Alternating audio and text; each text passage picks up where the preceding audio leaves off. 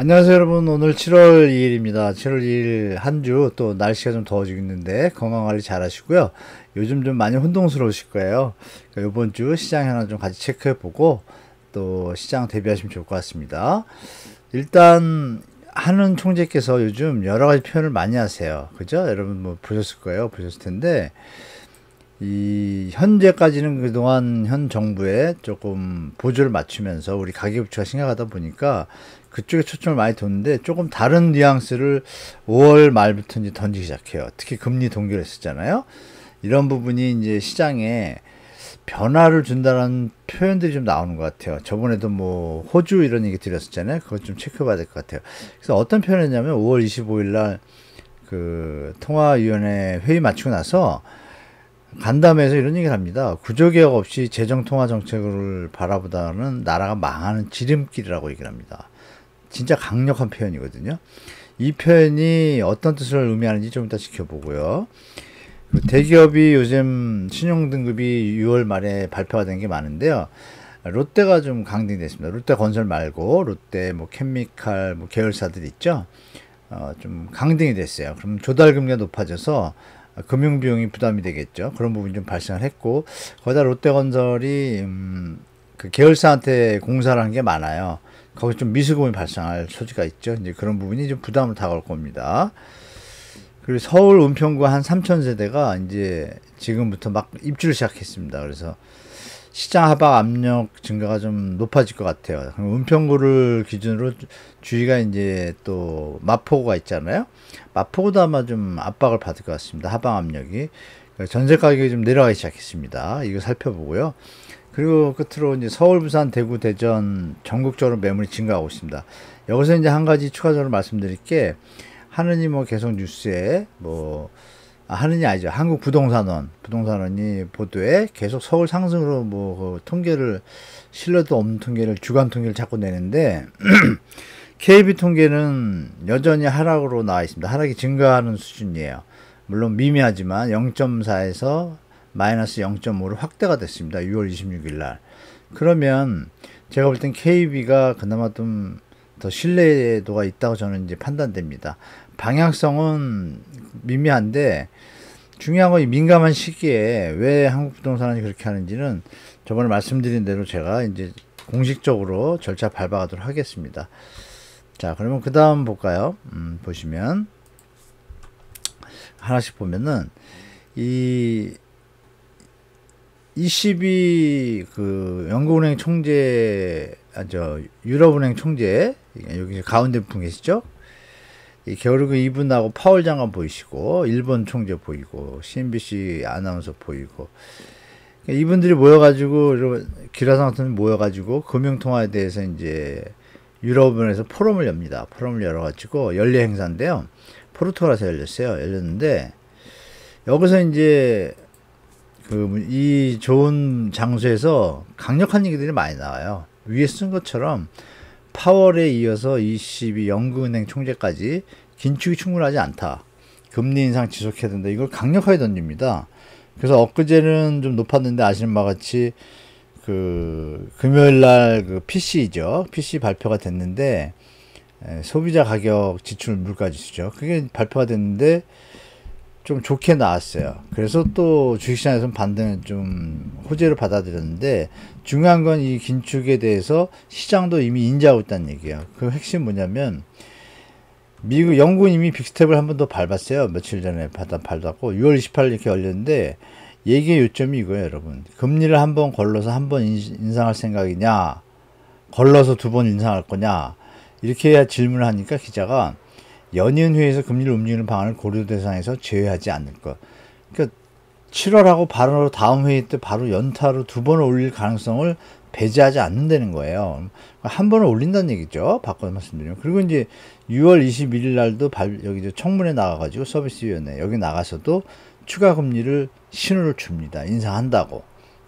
그리고 이제 유럽은행 총재인 이 라가르드 총재 이 아주머니가, 이 총재께서 7월에 유럽 중앙은행에 금리를 인상했다는 것을 확실히 거의 기정사실화했어요. 영국도 마찬가지고 영국 5월에 CPI 8.7%. 이 분위기가 금리 차가 이제 우리나라랑 너무 많이 나죠. 주요국들이 이런 것도 한번 생각해 볼 필요가 있고 세계 주요국들이 금리를 인상한다는 건 뭐예요, 여러분? 소비를 줄인다는 얘기잖아요. 그럼 우리는 수출 국가잖아요. 수출이 줄겠죠. 늘 일이 없죠. 이거를 우리가 한번 생각해 보셔야 됩니다. 그래서 요새 뭐 트리플에서 뭐 경제가 회복된다라고 이렇게 막 보도에 나오는데 녹록치 않습니다. 중국도 만만치 않고 지금 쉽게 못 살아나고 있고 그래서 제가 볼 때 일부분은 좀 살아난 기미가 있는데 중장기적으로 이게 이어질지는 두고 봐야 될 것 같습니다. 자, 그래서 발표한 내용을 보면 여전히 코어 PC는 높아요. 높은데 이제 기대치보다 조금 낮아져서 좋다고 생각을 하는데 이게 많이 내려가야 되죠. 그러면 금리 인상이 필요하다는 얘기입니다. 결론적으로 그냥 간단하게 그렇게 보시면 되고 이창용 총재가 이제 이런 얘기를 했죠. 저출산 고령화 심하고 한국은 이미 장기 저성장 국면에 들어갔다. 5년, 10년 내에 노후빈곤 문제 커질 것 이미 다 조사됐거든요. 경제 단기 정책으로 해결 안 돼. 조금 반론을 던진 거예요. 이제 자꾸 이렇게 땜빵식으로 하면 안 된다는 얘기죠. 부동산도 마찬가지라는 얘기예요. 실제로 경제 상황은 이거는 이제 유럽 총재가 이제 발표를 했어요. 회견문을 할 때 위에 써놨잖아요. Three uncomfortable truths for monitoring. 이게 뭐냐면 이 신뢰할 수 없는 진실, 불편한 진실, 통화 정책에 해서 내용을 쭉 썼는데 그 중에 하나예요. 이게 실제로 경제 상황은 지금 재정 긴축을 요구한다. 지금 우리처럼 뭐 특례 분야 이런 거 하면 안 된다는 얘기예요. 모든 나라들이 수요를 시키고 금리 인상의 필요성을 수요가 줄면 금리를 인상을 안 해도 물가가 내려가잖아요. 수요를 안 시키면 물가 상승 압력이 계속된다는 그 얘기예요. 그래서 특히 동시에 이루어지면 너무 좋다. 최소한 유로 지역 정부들은 이 희석시키려는 유혹, 자꾸 그 시장에 이제 관계되는 자들이 뭐 됐다, 인플레 잡혔다, 금리 인하 이런 얘기에 대해서 잘 판단해라 이 소리입니다. 그리고 뒤에 몇 개가 있는데 다 그런 맥락이에요. 그래서 쉽게 요번엔 당국의 수장들이 뭐 시장의 논리에 이렇게 따라가지 않을 것 같아요. 경제의 중장기적인 모습을 보고 금리를 결정할 것 같습니다. 자, 그래서 페드워치 오늘 날짜 제가 찍어본 건데요. 저번에도 말씀드렸죠. 그 페드워치라고 치시면 이렇게 향후에 변화, 시장에서 어떤 전문가들이나 모든 분들이 모니터링 된 내용에 금리 인상에 대한 어떤 비중을 보는데 보면 80% 이상이 현재 시점이에요. 또 바뀌기도 하죠. 7월 23일인가 회의를 하니까요. 2주 동안에 바뀔 수도 있는데 또 소비자 물가 지수 또 나오니까 한번 봐야겠죠. 여기 보면 높아요. 그러니까 7월 달에 금리 인상할 가능성이 높고 우리는 7월 13일인가 14일 날 하죠. 미국은 7월 23일 날 하는데 만약에 요번에 우리가 안 올리고 미국이 또 올리면 너무 차이가 나잖아요. 그래서 아마 하는 총재께서 미리 그런 말을 한 것 같습니다. 좀 생각해 볼 필요가 있죠, 여러분. 그런 거 생각해 보시고. 이거 있고, 이게 주요 국가 이제 금리가 인상이 막 돼요. 이렇게 자꾸 반등하고 이런 모습들이 보이니까 우리도 반등했잖아요. 그리고 미국도 약간 반등하려고 그래요. 주택 가격이. 그런 모습들이 보이니까 강력하게 금리 인상에 대해서 신호를 준 겁니다. 주요 정책 기준금리 한번 보여드린 적 있죠. 보시면 지금 5.25인데 영국이 5%까지 올려버렸어요. 이번 달에 과감하게. 왜냐면 물가가 좀 너무 많이 올랐거든요. 그러면 이제 우리는 3.5 계속 가잖아요. 누가 봐도 안 따라가면 좀 문제가 생겨서 아시겠지만 환율이 엊그제 이제 물론 파월 의장이 얘기했을 때 1,300원 가볍게 넣고 1,320원 근처까지 갔다가 아마 이제 소비자 물가 PCE 발표가 잘 나왔으니까 또 이제 그걸 가지고 조금 환율이 조금 안정될 수는 있겠지만 변동성이 너무 많아요. 만약에 금리를 못 올리면 제가 볼 땐 다시 환율에 좀 문제가 있을 가능성이 좀 높다고 봅니다. 저는. 자, 그래서 이창용 총재가 이런 말을 해요, 여러분. 5월 25일 날 한 얘기예요. 이제 한 달 정도 됐죠. 한국은 이미 장기 저성장에 진입해 왔다. 구조개혁 없이 재정 통화 등 단기 정책으로 해결하려고 하면 나라가 망하는 지름길이다. 이거 되게 센 말입니다. 재정 통화 정책이잖아요. 그럼 재정하고 통화인데 재정은 정부가 돈 푸는 거고 통화는 금리하고 물가 조정하는 건데 발권량을 조절하고 금리를 너무 안 올리고 있잖아요. 단기 정책. 왜? 금융부채에 문제가 있어서 조심조심 하는 방향으로 간다고 했는데 패턴이 바뀐 거예요. 이 양반이 갑자기. 나라가 망하는 지름길이라고 해요. 위험하다고 판단한 거죠. 이렇게 방치하다가 터지면 안 되니까. 이제 5월 달에 했는데 6월 1일 날 또 국제 컨퍼런스 가가지고 이제 석학들하고 이제 컨퍼런스에서 좌담회를 열죠. 열 때 이 얘기를 물어봐요. 한국처럼 저출산 고령화가 심각한 아시아 일부 국가들은 그로 인해 구조적 장기 침체에 직면할 가능성이 있는데 이때 재정 정책을 활용하는 것이 바람직하다고 보는가? 재정 정책은 누가 하죠? 정부가 합니다. 그랬더니 석학들이 뭐라 그래요? 안 된다라고 얘기를 합니다. 그 답에 대해서 듣고 이창용 총재가 별 얘기를 안 했던 겁니다. 그 부분을 우리가 생각해 보면 우리 금리가 조금 낮기 때문에 올라갈 가능성이 높다라고 저는 보고 이번에 끝날 때까지 끝난 게 아니다라고 얘기했잖아요. 이미 6월 6일 날. 그런데 호주가 금리를 올렸어요. 아까 보신 것처럼. 그래서 우리나라도 한 번 정도는 무조건 일단 올릴 것 같습니다. 그리고 저번에 회의 때 기억나시잖아요. 만장일치로 금융통화위원회 총재 빼고 6분이 만장일치로 뭐라 그랬어요? 인상에 동의한다라고 했습니다.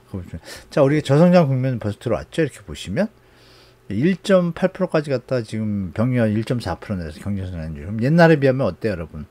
15%던 시절이었어요. 우리 2030 세대분들 이거 보면 깜짝 놀라겠지만 저는 뭐 이 시대 때 제가 대학생이었으니까 다 보고 있습니다. 보고 있다 이 일 겪었죠. 그죠? 겪고 IMF 겪고 이때 글로벌 한번 겪고 이때 푹 꺾이고 그래도 경제성장률이 여긴 마이너스 7이지만 여긴 또 한 0%대에서 멈췄어요. 글로벌 때 잘했죠. 근데 지금 0%대로 가요. 글로벌 위기도 없는데. 그러니까 이게 어떤 성장 동력이나 이런 힘이 좀 약해지고 있다는 걸 좀 생각해야 될 것 같습니다.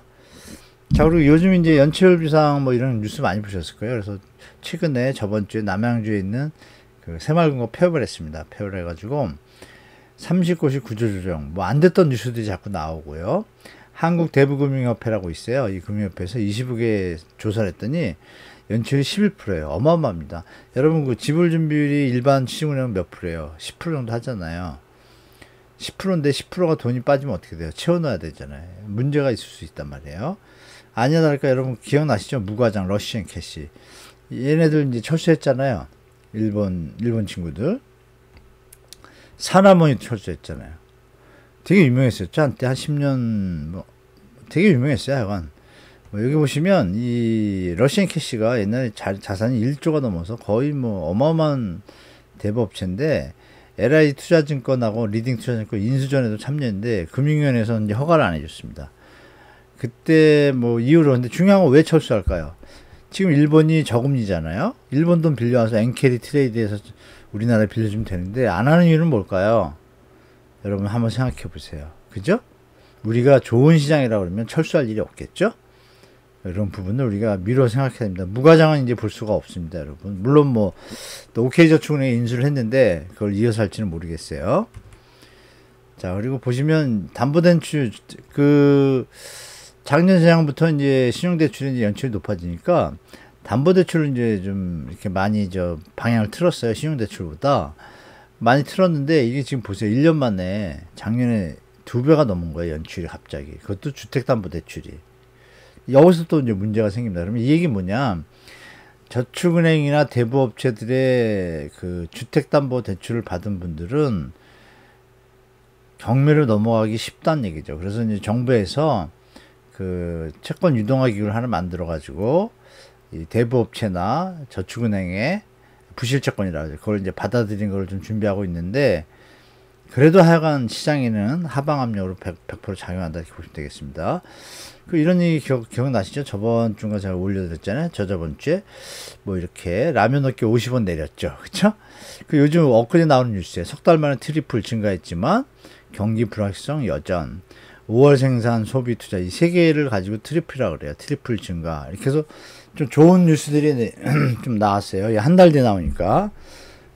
근데 그것들이 과연 영속성이 있나, 지속성이 있냐, 그거에 대해서는 이제 퀘스천인 것 같아요. 제가 볼 때. 그래서 이제 경기 선행지수라고 저거 있는데요. 제가 어디 보다가 이쁘게 해놔가지고 떠왔는데, 양해 부탁드리고, 경기 동행지수, 경기 선행지수 이렇게 있잖아요.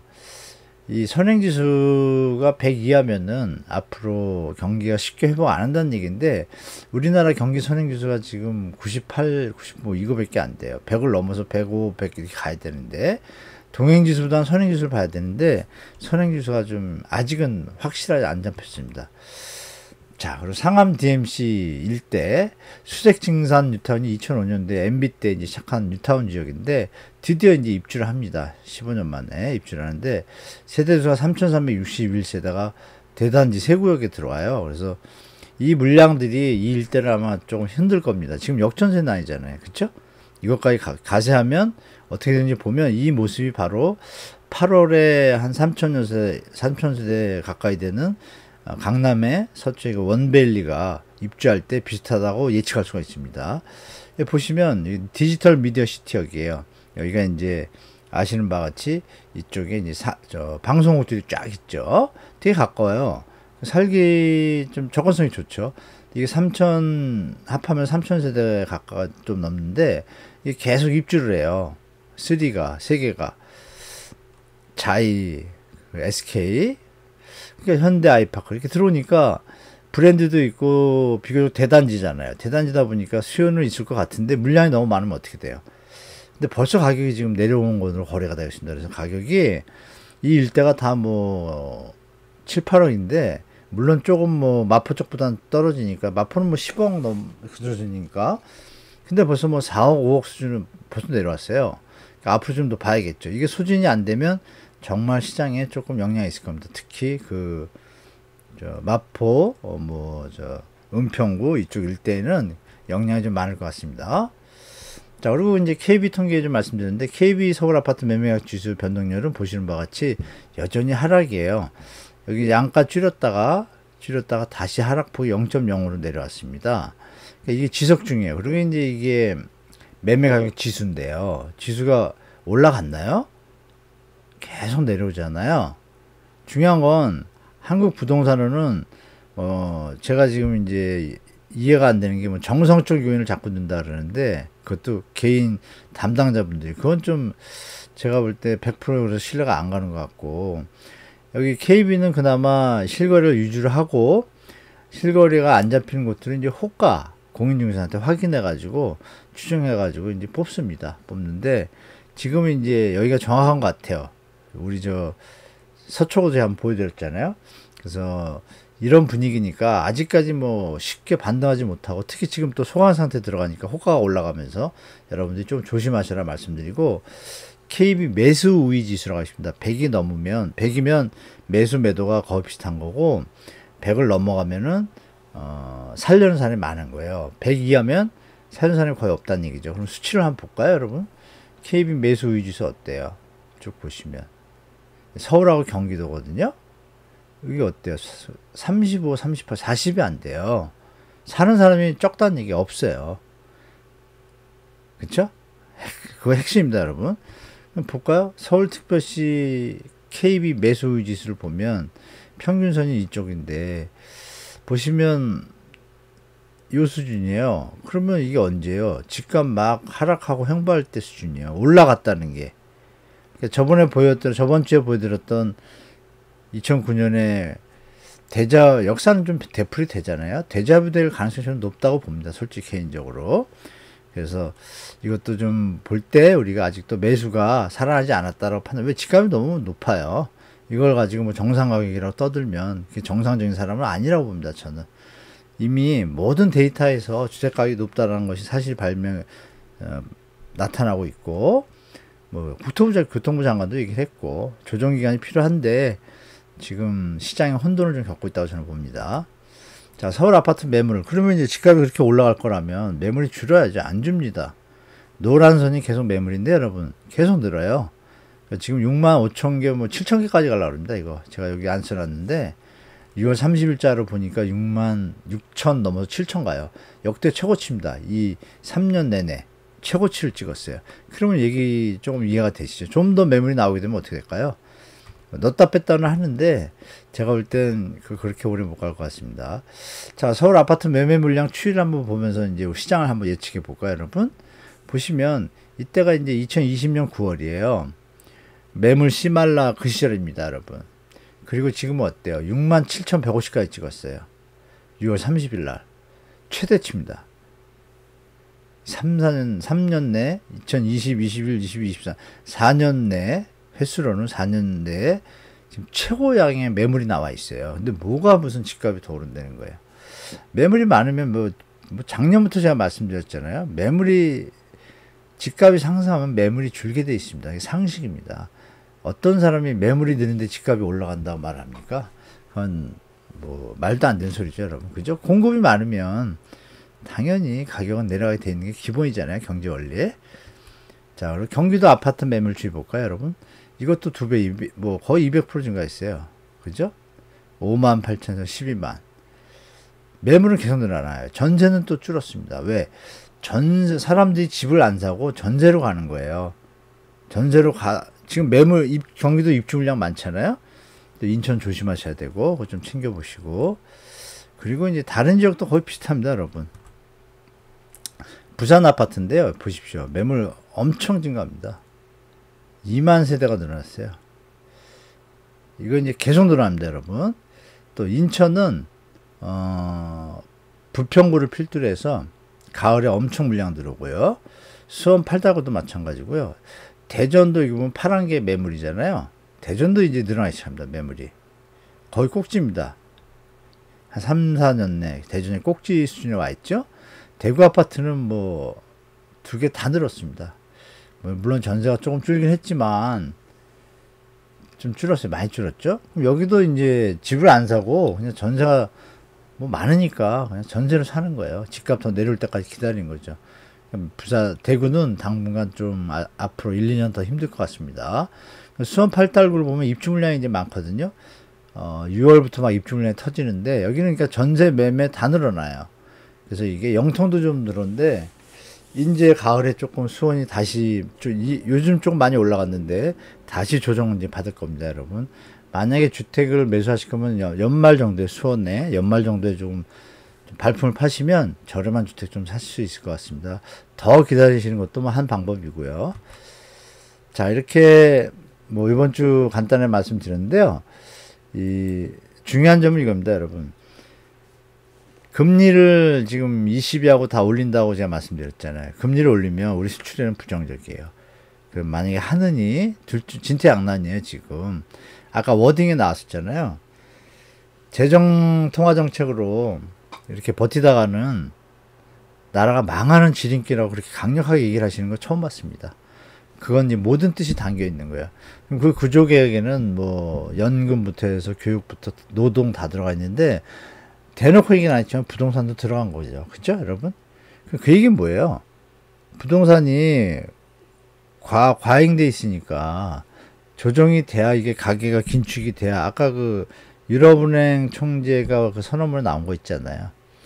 소비가 어느 정도, 과소비가 긴축이 돼야 금리 인상에 부담이 없고 같이 정책이 가야 되는 거예요. 발을 맞춰서. 근데 우리가 지금 미스매치를 계속 가잖아요. 그러니까 이 부분에 대해서 하는 총재가 우려를 표한 거고, 그러면 그 얘기는 요번 회의 때 안 올릴 수도 있겠지만 저는 올릴 가능성이 높다고 봐요, 개인적으로. 올리면 그거에 대해서, 그게 뭐예요? 금리를 쉽게 내리지 못하는 거예요. 그러면 이 상태로 역사가 그랬듯이 이게 과잉 버블이 되면요, 몇 년 동안 수축이 됩니다. 심하면 스태그플레이션이 오는 거고, 그런 시간이 이제 오고 있는 겁니다. 제가 볼 땐. 그게 지나야 다시 좀 정리가 되고, 다시 이제 소득도 모으고, 집값도 안정된다 이러면 다시 이제 그때 정상적인 시장이 됐죠. 그래야 공인중개사분들도 정상적인 거래를 할 텐데, 너무 이 변동성이 심하다 보니까, 뭐 벌었다 안 버는 것보다 안정적으로 쭉 가는 게 낫잖아요. 공인중개사님들도. 저는 그렇게 생각해요. 그러니까 저는 조정이 조금 남았는데 그게 마무리가 되기를 개인적으로 바라고, 여하튼 그런 과정들도 다 여러분이 건강하셔야 또 시장에서 보고 또 하니까. 그리고 올 한 해는 입주 물량이 많으니까요, 여러분. 뭐 일부 지역에서 일부 좀 안 좋은 공인중개사분들이 담합해가지고 가격을 좀 버티고 있는 걸 보이는데, 그거 발품 여러 번 파시면, 여러 번 말씀드렸죠? 발품 여러 번 파시면 충분히 좋은 주택 얻으실 수 있을 거고요. 뭐 호가에 너무 휘둘리지 마시고 발품 많이 파면 좋을 것 같습니다. 자, 이제 요번 여름이 좀 더울 것 같다는 얘기가 많은데요. 또 비도 많이 오고, 뭐 그런 준비 잘 하시고 요번 한 주도 행복하게 보내시고, 국채는 지금 살 타임인 것 같아요. 제가 뭐 따로 영상 올리기 전에 조금 말씀드리면 국채는 HTS라 하죠. 홈 트레이딩 시스템. 주식 하시는 분은 아실 텐데 거길 들어가서 하시는 게 낫고요. 들어가면 제가 이제 한다 했는데 못 올린 바람에 여러분들 뭐 좀 야단도 치시겠지만 속으로 아마 채권에 대해서 투자하는 방법 비디오 유튜브 많이 떠 있잖아요. 다 보셨을 거예요. 보셨기 때문에 제가 왜 처음에 벌써 한 3주 됐죠? 한 달? 3주? 그때 채권 관심 가지면 좋을 것 같았는데 그 금리가 딱 그 수준이 돼가고 있어요. 그래서 제가 볼 땐 중장기적으로 볼 때 금리는 결국 다시 인하한다라고 가정을 하면 뭐 2년, 2, 3년 뒤에 한다고 가정을 하면 경제가 안 좋을 때는 또 예금자가 낮아지잖아요. 그런 개념에서 이제 설명을 좀 드리려는데 역사까지 하려다 보니까 제가 이게 길어져 보서 정말 죄송하고 여하튼 좀 국채에 더 관심 가지시고 HTS를 활용하는 게 제일 좋고요. 모바일에는 이렇게 HTS는 이제 들어가시다 보면 계좌 개설하고 가시면 국채 금리가 이렇게 뜨고 내가 받는 돈 뭐 입표채라고 있어요. 이렇게 뭐 3개월마다 받기도 하고 아니면 뭐 팔 수도 있고 그런 내용 이제 준비를 해놨는데 이제 방송 못해서 죄송하고 여하튼 국채 저 말고도 좋은 유튜브가 많으니까 제가 올리기 전에 보시고 하셔도 되고 뭐 아직 시간은 있으니까 제 거 보시고 하셔도 되고 하여간 국채에 관심을 좀 가시면 좋을 것 같습니다. 지금은 그런 시간인 것 같아요, 여러분. 자, 오늘 강의는 여기서 마치고요. 다음 영상 때 또 찾아뵙겠습니다. 또 이번 한 주도 행복하고 또 건강하게 보내시길 기원 드리겠습니다. 시청해주셔서 감사합니다.